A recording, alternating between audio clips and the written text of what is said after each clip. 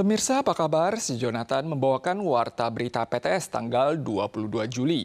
Gaimi Taifun skala ringan bergerak ke arah barat dan semakin mendekati Taiwan. Badan Cuaca Pusat akan mengeluarkan peringatan laut antara periode larut malam ini hingga esok pagi. Sementara peringatan darat untuk sebagian kota dan kabupaten akan dikeluarkan mulai esok sore hingga larut malam. Dampak paling kentara terhadap Taiwan diperkirakan akan terjadi pada hari Rabu dan Kamis. Petugas Biro Pekerjaan Umum Kota Taipei memanfaatkan hari cerah sebelum kehadiran taifun melakukan pemangkasan dahan-dahan pohon jalan.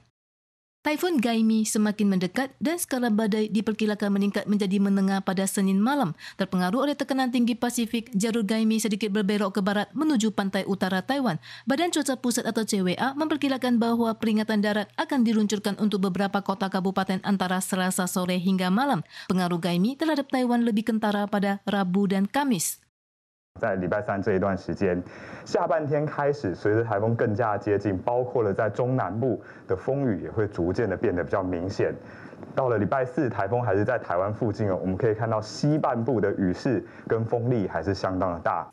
Sirkulasi luar Taifun Gaimi akan membawa hujan ke wilayah utara dan timur mulai Selasa dan meningkat seiring tibanya malam. Masyarakat diimbau untuk waspada hujan lebat. Hujan di Machu mulai mereda seiring menjauhnya taifun menuju utara pada hari Jumat. Tetapi terdampak oleh uap air dari selatan, wilayah sentral ke selatan akan turun hujan lebat lokal atau hujan deras.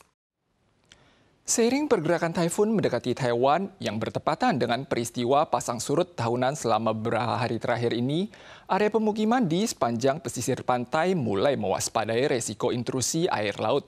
Banjir juga melanda kota Tongkang di Pingtung. Sejumlah warga sempat terciprat banjir saat pulang pergi ke kantor. Kejadian serupa juga terjadi di distrik Shijin, Kaohsiung. Kantong sampah di pinggir jalan mengapung di atas air. Pompa terus dikerahkan namun tidak dapat menahan intrusi air laut ke atas jalan. Hal ini bertepatan dengan momen pasang surut setiap tahunnya. Genangan air setinggi 10 cm melanda area di sekitar kantor polisi distrik Shijin, Kaohsiung. Motor yang lewat kerap membuat warga yang hendak berangkat ke kantor terciprat basah. Selain Kaohsiung, area di dataran rendah kota Tongkang di provinsi Pingtung juga dilanda banjir setinggi lutut orang dewasa selama 2 hari berturut-turut. Layanan feri dari Pingtung ke Xiaoliuqiu yang beroperasi normal pada hari Senin ini juga akan dihentikan tanggal 24 dan 25 seiring dampak sirkulasi periferal taifun. Sementara layanan pada tanggal 26 akan diputuskan tergantung pada kondisi cuaca. Walau jarak festival Bulan Hantu masih ada 1 bulan lagi, cuaca panas akhir-akhir ini turut mengakibatkan laju pertumbuhan ternak babi melambat. Harga daging babi per kilogram saat ini hampir menembus $100 Taiwan. Suhu panas juga berdampak terhadap produksi telur yang harga grosirnya naik $3 per 600 gram sejak kemarin. Pelanggan segera memilih telur di atas rak toko mumpung toko belum tutup. Karena harga telur di Taiwan telah bertambah $3 Taiwan per 600 gram, naik dari $35 menjadi $38 Taiwan. Penyesuaian harga ini dipicu oleh faktor suhu panas yang turut mengurangi jumlah pasokan telur di dalam negeri.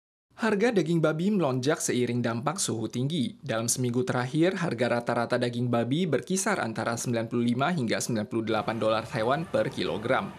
Festival Bulan Hantu saja masih belum tiba, namun harga daging babi telah melambung. Konsumen khawatir harga ini akan kembali mengalami kenaikan seusai berakhirnya festival. Kementerian Pertanian menyatakan sektor industri telah menambah pasokan tambahan guna menekan harga jual. Latihan militer Han Kuang di Taiwan akan digelar selama 5 hari berturut-turut mulai hari ini. Namun semalam menjelang peluncuran latihan ini, pasukan Tiongkok masih saja terus mengusik Taiwan. Selain mempelajari posisi dan pergerakan pasukan Tiongkok, pihak militer Taiwan untuk pertama kalinya menerapkan teknologi kecerdasan buatan untuk menyiarkan latihan Han Kuang kali ini dalam 18 bahasa. Jet tempur Mirage 2000 dari Pangkalan Udara Hsinchu lepas landas dengan cepat yang diikuti jet tempur Mirage lainnya mengawali latihan militer Han Kuang nomor 40 pada tanggal 22. Puncak latihan hari pertama adalah menjaga kekuatan tempur dan kali ini Angkatan Udara Barat terbang ke Pangkalan Udara Timur.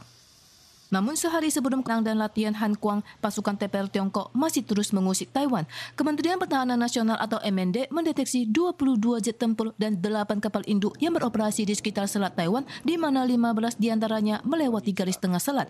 Selain melakukan pengawasan ketat, MND juga meluncurkan ancol kecerdasan buatan dalam latihan militer Han Kuang untuk pertama kalinya yang dapat dengan cepat menyiarkan dalam 18 bahasa dan membuktikan kemampuan efektivitas komunikasi strategis internasional. I am the virtual anchor of the Ministry of National Defense for Hong Kong 40th exercise. I am thrilled to meet you, and I will introduce this exercise in multilingual.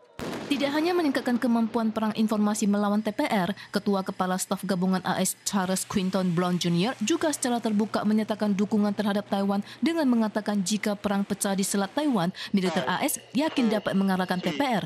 Pakar menganalisis bahwa kualitas personal, peralatan, dan pengalaman tempur skala besar militer AS saat ini masih lebih unggul dibandingkan TPR Tiongkok. Selain dukungan internasional, pakar juga mengatakan Taiwan harus memperkuat pertahanan nasionalnya untuk menahan TPR dan menjamin stabilitas di Selat Taiwan.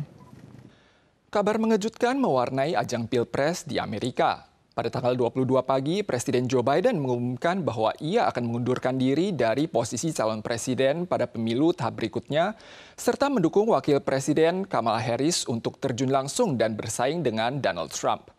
Dalam pernyataannya, Biden memutuskan untuk mundur dan menggunakan waktu yang tersisa untuk berfokus dalam menunaikan kewajibannya demi mewujudkan kepentingan terbaik bagi Partai Demokrat dan negara. Presiden Amerika Serikat Joe Biden mengumumkan pengunduran diri dari pencalonan pada 3 bulan sebelum pemilu. Melalui media sosial X, Joe Biden menyatakan bahwa ia akan menjalankan tugasnya sebagai presiden hingga akhir masa jabatannya.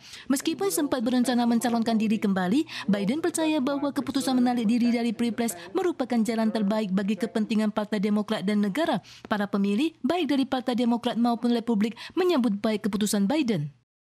I think it's a good decision. I think he didn't have a chance against Trump. I think Donald Trump should have been back a long time ago. So, I mean, it makes me really happy to know he's out. Setelah presentasi buruk dalam debat televisi dengan Trump pada akhir Juni, Partai Demokrat memberikan tekanan besar pada Biden dan memintanya untuk segera mundur. Pengumuman keputusan pengunduran diri Biden pada minggu ini merupakan catatan pertama kali dalam sejarah AS di mana kandidat capres mengumumkan pengunduran dirinya menjelang hari pemungutan suara. Setelah pengumuman pengunduran diri Biden, capres dari Partai Republik Donald Trump mengkritik Biden sebagai presiden terburuk dalam sejarah Amerika. Trump juga mengatakan akan lebih mudah mengalahkan Harris daripada Biden saat menerima wawancara telepon CNN. Meskipun mendapat dukungan Biden, Wakil Presiden Kamala Harris menyatakan ia akan mencalonkan diri dan masih harus melalui proses Partai Demokrat untuk mendapatkan tiket pencalonan resmi. Pemirsa sekalian, sekian Warta Berita dari PTS. Kita usul lagi di lain kesempatan. Sampai jumpa.